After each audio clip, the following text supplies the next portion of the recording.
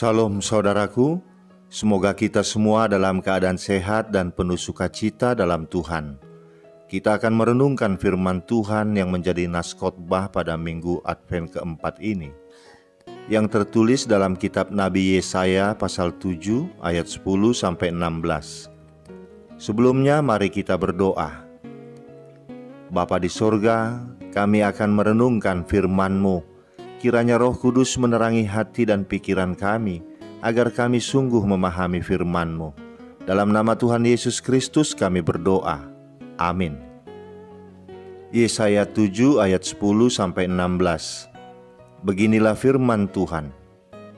Tuhan melanjutkan firman-Nya kepada Ahaz, katanya, mintalah suatu pertanda dari Tuhan Allahmu. Biarlah itu sesuatu dari dunia orang mati yang paling bawah, atau sesuatu dari tempat tertinggi yang di atas. Tetapi Ahaz menjawab, aku tidak mau meminta, aku tidak mau mencobai Tuhan. Lalu berkatalah Nabi Yesaya, baiklah, dengarkan, hai keluarga Daud. Belum cukupkah kamu melelahkan orang, sehingga kamu melelahkan Allahku juga? Sebab itu Tuhan sendirilah yang akan memberikan kepadamu suatu pertanda. Sesungguhnya seorang perempuan muda mengandung dan akan melahirkan seorang anak laki-laki, dan ia akan menamakan dia Immanuel. Ia akan makan dadih dan madu sampai ia tahu menolak yang jahat dan memilih yang baik. Sebab sebelum anak itu tahu menolak yang jahat dan memilih yang baik, maka negeri yang kedua rajanya engkau takuti akan ditinggalkan kosong. Demikian firman Tuhan.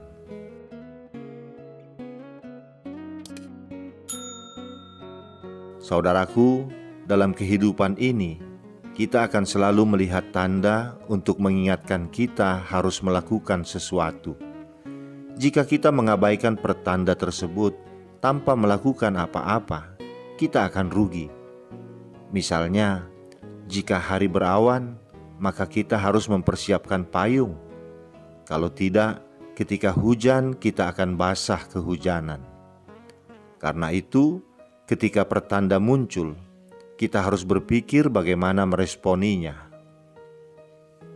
Pada tanggal 11 September 2001, setelah sebuah pesawat yang dibajak menghantam gedung Pentagon, pusat pertahanan Amerika Serikat, banyak orang terjebak di dalam gumpalan asap yang tebal dan pekat di dalam gedung tersebut. Petugas polisi Isaac Hoppe berlari ke dalam gedung yang penuh asap itu untuk mencari orang-orang yang selamat dan mendengar orang-orang berseru minta tolong. Ia pun mulai balas berteriak tanpa henti. Berjalanlah ke arah suara saya, berjalanlah ke arah suara saya. 6 orang yang telah kehilangan arah dalam lorong yang penuh asap itu mendengar teriakan polisi tersebut dan mengikutinya. Suara Hoppe menuntun mereka keluar dari gedung itu dengan selamat. Saudaraku, saat Nabi Yesaya menyampaikan firman Tuhan dalam bacaan kita ini, saat itu kerajaan Israel telah terbagi dua, kerajaan Yehuda di selatan dan kerajaan Israel di bagian utara. Namun pemisahan kerajaan itu masih menyimpan bibit-bibit kebencian. Kedua kerajaan itu selalu berusaha saling menjatuhkan untuk saling menguasai. Raja Ahaz dan rakyat Yehuda sangat ketakutan mendengar rencana invasi dari kerajaan Israel di utara. Tuhan membenci kerajaan Israel yang dipimpin oleh Pekah sebagai rajanya, sebab Israel telah bersekutu dengan kerajaan Aram untuk memerangi Yehuda. Maka Tuhan berinisiatif melindungi Yehuda dari serangan kedua kerajaan itu. Tuhan menyuruh Nabi Yesaya untuk memberitahukan hal itu kepada Ahaz, Raja Yehuda.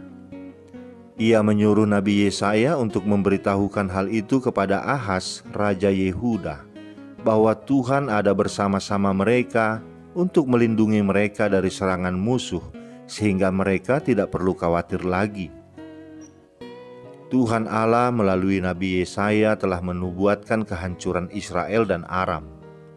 Dalam 65 tahun ke depan, Israel yang disebut Efraim tidak akan menjadi suatu bangsa lagi. Untuk meneguhkan hati Ahaz, Tuhan juga memberinya kesempatan untuk meminta tanda apapun, untuk meyakinkannya bahwa perkataan Tuhan yang disampaikan Nabi Yesaya itu benar. Namun Raja Ahaz tidak percaya. Bahkan tawaran agar meminta tanda dari Tuhan pun ditolak olehnya. Ia lebih percaya pada kekuatan yang kasat mata dibanding kekuatan janji Tuhan. Ia lebih memilih berharap pada pertolongan kerajaan Asyur untuk melindungi mereka dibanding mengharapkan pertolongan Tuhan yang disampaikan oleh Nabi Yesaya. Raja Ahaz dengan berpura-pura taat mengatakan, "Aku tidak mau meminta, aku tidak mau mencobai Tuhan." Ini adalah kemunafikan, sebab Raja Ahaz sudah berencana meminta pertolongan Asyur yang merupakan kerajaan adik kuasa pada zaman itu. Dalam ayat 13, Nabi Yesaya menyapa Ahaz sebagai keluarga Daud. Dalam hal ini Ahaz bukan hanya sebagai pribadi yang berdiri sendiri, tetapi ia mewakili seluruh keturunan Daud. Yesaya menegur Ahaz dan seluruh keluarga kerajaan karena mereka menghina nubuat dan sama sekali tidak menghargai wahyu dari Tuhan. Tentang nasib Ahaz dan kerajaan Yehuda, Yesaya menubuatkan bahwa mereka akan hidup sengsara. Berbagai bencana akan datang menimpa mereka silih berganti. Asyur dan Mesir akan menginvasi Yehuda. Hal itu terjadi akibat mereka tidak percaya kepada pertolongan Tuhan. Raja Ahaz yang telah meminta bantuan dan perlindungan kerajaan Asyur menyatakan kesetiaannya terhadap Raja Asyur sepanjang hidupnya. Salah satu konsekuensinya, ia dipaksa untuk membawa praktik agama Asyur ke dalam bait Allah di Yerusalem. Itu terjadi sewaktu ia berkunjung ke Damsyik. Saudaraku, karena ketidakpercayaan Raja Ahaz itu, maka Tuhan memberikan sendiri tandanya, yaitu akan datang seorang pemimpin baru, seorang yang mau mendengarkan firman-Nya, seorang yang akan membawa orang Yahudi pada keselamatan. Ia akan dilahirkan oleh seorang perempuan muda dan namanya adalah Immanuel, yang artinya Allah beserta kita. Anak laki-laki itu dikatakan akan makan dadih dan madu sampai bisa menolak yang jahat dan memilih yang baik. Dadih dan madu adalah makanan yang lezat yang dinikmati juga oleh para nenek moyang mereka pada zaman pengembaraan. Dia akan dibesarkan sesuai dengan tradisi Yahudi kuno sampai ia dewasa. Apa yang disampaikan Nabi Yesaya ini menunjuk pada keadaan Israel yang akan mengalami penindasan hebat sampai anak laki-laki itu tumbuh menjadi dewasa. Perhitungan politis Raja Ahaz akan terbukti salah sama sekali. Asyur bukanlah penolong, melainkan justru menjadi musuh yang lebih bengis lagi. Walau demikian, tanda Immanuel ini memberi suatu harapan baru dalam perspektif sejarah keselamatan yang lebih mantap dibanding pertimbangan Ahaz tersebut. Dengan melihat hal ini, maka makna dari tanda Immanuel itu adalah untuk meneguhkan dan menggenapi janji-janji peringatan Tuhan, untuk menghakimi Raja Ahaz, untuk tanda pemberian hidup baru dan penghiburan, serta untuk menampilkan sebuah perbedaan dari kepemimpinan Raja Ahaz dengan Raja Damai yang dinantikan. 700 tahun kemudian, barulah nubuat ini terwujud. Dengan lahirnya Tuhan Yesus Kristus dari rahim seorang anak dara bernama Maria. Dialah Immanuel itu, Tuhan yang hadir di tengah-tengah manusia. Ia hadir untuk membebaskan manusia dari rasa ketakutan akan kematian akibat dosa. Saudaraku, setiap kita pasti pernah mengalami ketakutan, entah karena persoalan keluarga, sakit penyakit, bisnis, karir, studi, pasangan hidup, dan sebagainya. Ketika kita mengalami ketakutan, ada dua alternatif pilihan. Pertama, kita dapat mencoba untuk mengatasinya sendiri. Kedua, kita akan berharap kepada Tuhan dalam doa dengan meminta bimbingannya tentang apa yang harus kita lakukan. Raja Ahaz telah memutuskan bahwa dia memilih alternatif yang pertama, mengandalkan pikirannya sendiri, dan berakibat kekacauan dalam kehidupannya dan kehidupan bangsanya. Dari sini kita belajar bahwa hanya Tuhan yang bisa memberitahukan tentang masa depan.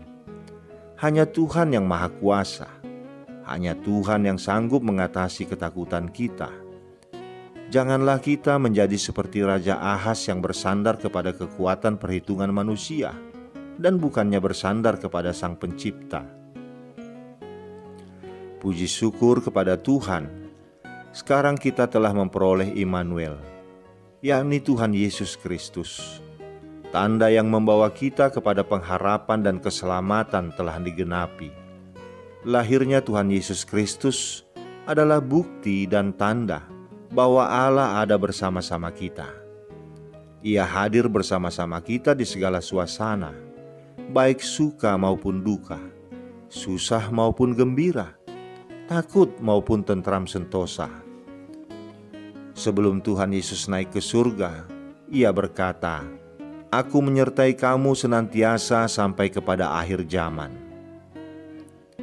Di saat-saat rasa takut melanda, ingatlah firman-Nya dan Dia selalu berada di pihak kita. Dengan percaya dan menerima Tuhan Yesus menjadi juru selamat kita, akan memberikan kita pengharapan kekal, hidup kekal. Kalau kita menerima tanda ini, maka akan menjadi berkat bagi kita. Sebaliknya, kalau kita menolaknya, maka akan menjadi bencana dan kebinasaan. Karena itu, kita harus bersyukur kepada Tuhan, karena kita beroleh kasih karunia, bukan hanya untuk menerima tanda ini, tetapi juga untuk menikmatinya. Tidak ada hal yang lebih menyedihkan Allah di sorga saat kita mengaku sebagai umat-Nya, namun kehidupan kita menunjukkan bahwa kita tidak mempercayainya.